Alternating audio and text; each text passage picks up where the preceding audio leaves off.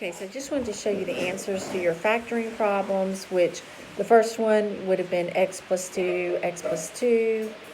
The second one would have been x plus 20 and x plus 4. The third one is 3x minus 7 and x plus 4. That one was really, I know, a difficult one. That would not be one that I would give you. I don't have my calculator here, so I'm not even going to try to work it. Let's go ahead and look at this next one. You had to factor out the 4 here, and you would have been left with x squared minus 16. Don't forget the difference of a square. If you have a binomial, it has a minus sign, and your first and last terms have perfect square roots.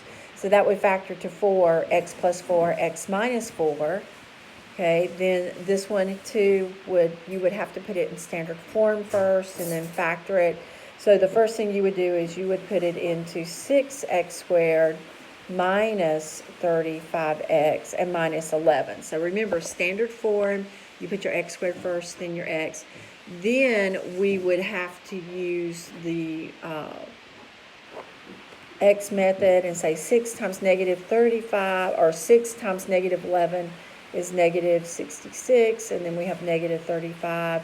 So we would have to look for factors of 66 that has a difference of 35 to it. So we would just have to find those. I would say, let's see, 6 divided by 6 is 11. We know it's not going to be that because I have to have a difference. So maybe you start off with 3, and that would be 22.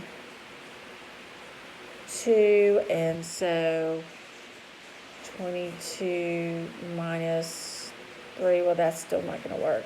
Maybe 2, that would be 33, and still not going to work. So I'm going to tell you what, I'm not going to worry about it because once again, I don't have a calculator and I'm not going to give you one that hard.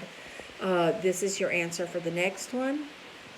So these were really some pretty hefty factoring problems. This is your answer for the next. Okay, then this one you would factor out the 2 first. That makes that problem a little more manageable. And then here is your answer to the last one. Okay, so those were your answers to your homework problems. I'll go over them in more detail for you on Thursday. I just wanted to review factoring, and factoring for quadratics, the problems would not be this hard to factor for you, not such big problems. So we're going to get into that next.